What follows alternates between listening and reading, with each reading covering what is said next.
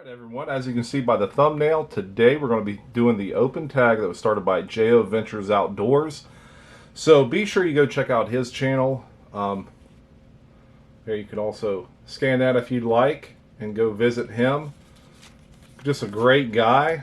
And as a matter of fact, if you're watching this, you may want to come on to Happy Hour live chat this Sunday, 5:30 Eastern, 4:30 Central, because J.O. along with Randy over at Georgia Adventure and also Pete at Jersey Knife Guy has donated some great stuff for giveaways. And we're probably going to have two prizes tomorrow. Just a sample of what J.O. has sent. You know, he sent the swag I just showed, but he's also sent a knife and one of his homemade slips. So tomorrow we'll probably do two prize packages. One consisting of a knife and a slip and swag, and then another one of a knife and swag. Guys, it's going to be a lit time, so Tom at Knife Delights is going to be joining us. So be sure you come on over and have a great time with us. But well, let's get in on this. This is just the lockbacks that I have. I don't have a ton of them, but we'll just kind of go through these one by one. We'll start with this Spyderco Delica. I think everybody knows what the Spyderco Delica is. This is sporting that VG10 steel. Of course, it's Seki City, Japan. And then I think you got a maker's mark there, Sal Glesser design probably. But this right here is just, you know, nice office carry. You could use this really as a great package opener, things like that. As far as hard use, I'm not too sure about that. I've really never used this knife. I bought it and then just never carried it. So it's just kind of lived on top of its box the entire time it's been at my house. So maybe I could gift this away or something sometime. Next, we got a great gift that come from Tom over at Knife Delights, the Buck Bantam. This one right here is the 284, I believe. Made in the USA. Great mid lockback we have here. Me and him were, he was in town and we ate some lunch, and then we went to the old Farm and Fleet store and he purchased this for me. Just a great guy, and he's going to be on Happy Hour live chat tomorrow as well, so be sure you get on there. He's got a great collection. He's going to show us some good blades. Next up, I just got this probably a month ago. Probably a month ago I bought this. This is a Remington Tracker. It is the lockback. Let's check out the model on this. This is a model R1306. Single blade lockback. They do call it the Tracker. As you look there on the Tang stamp, you got the Made in USA, Remington UMC, and then over here you got the R1306, and of course it was made in 1990. So knife is pretty old, so you know, 33-year-old knife, still in great condition. The only thing I've noticed on it is I think we got a small little pin crack somewhere. Not 100% sure though. No, we don't. Not on this one. Must have been the other one I was checking out. But look, you got the barrel spacer here for a lanyard.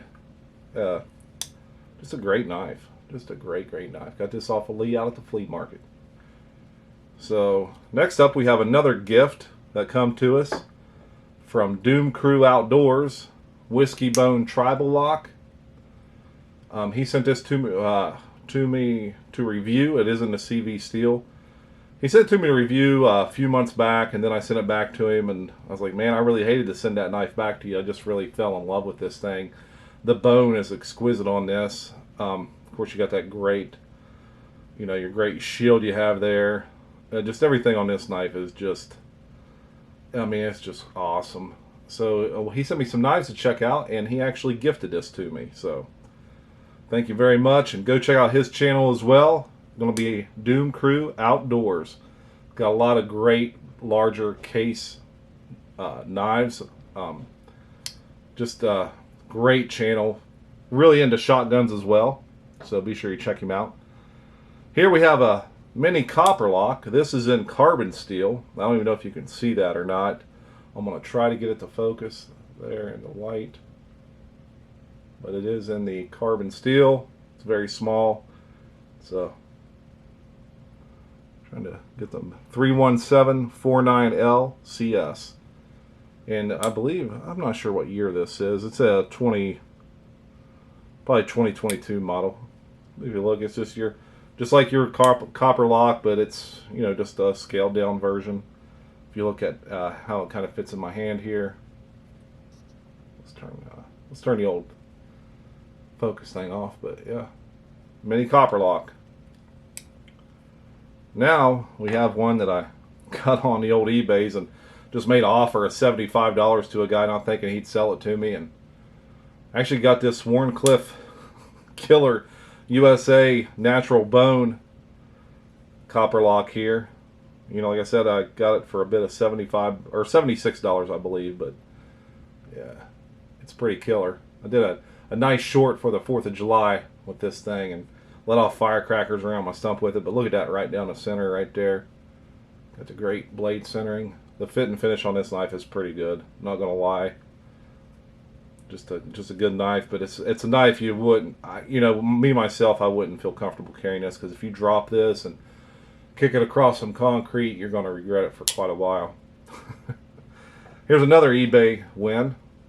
I think I got this one for like 60, but this is a 19, what year is this? It's a 98 Copperlock, so the second year they were made. It's the, let's get her to focus in on this, the red saw cut.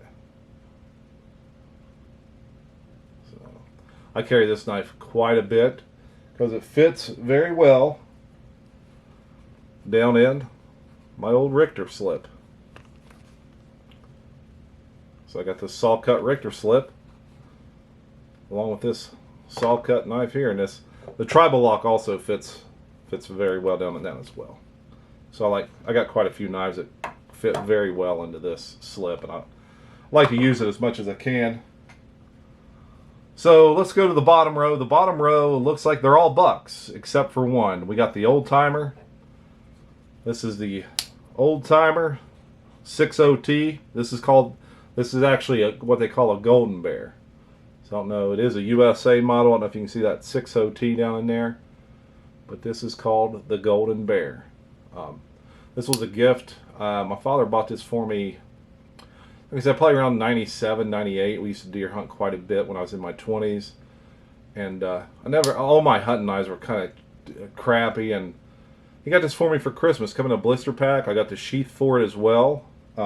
Actually, let me see if I can, I don't know if I can pull that sheath out, you know. I'm all kind of hemmed up here in my seat, but you look, that sucker's seen some use through the woods of West Virginia. So this is a knife here that I just have really hung on to. It's razor sharp. I keep her sharp. I keep her tuned up. Barrel spacer on this one as well. Blade centering ain't too bad, but you know, back then this knife probably ran you, I don't know, $30 at the most, I would assume. Not much. If you look, she tiners up pretty bad. I've shined this not too long ago, and it don't take long for her once you put her in her sheath, because this sheath's got blood and all kinds of crap in it and whatnot. So yeah, 60T Golden Bear. Now we got the Buck 110. This is the Slim Select. You know, it's got the thumb studs, got your pocket clip.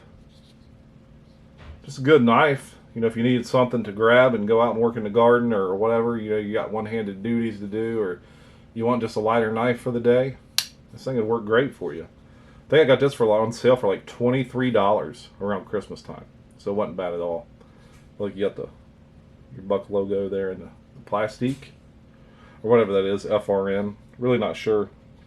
But again, I've never used this knife for anything, so I just bought it to kind of compare to my other Bucks. But it's, look at the blade centering on that for a, let's get her to focus, for a 20-some dollar knife. Not too bad, and she's sharper than all get out. So let's move along. Here's another Buck 110. This is just your basic off-the-shelf 110. Perfect blade centering. Got this at Royal King. They had a bucket, and if whatever you put in a bucket was so much off. I think these were on sale for $54, and I threw it in a bucket and got this for under $50, tax and all. So just a basic Buck 110. Again, never been used. Still got the factory edge on her. She is sharp. Ebony wood, made in the USA. Can't beat it. Now this next one is the special build out that was offered by Smoky Mountain Knife Works. This is the 110 in your lighter wood, but it's got that S30V blade steel. If you look at the blade right there.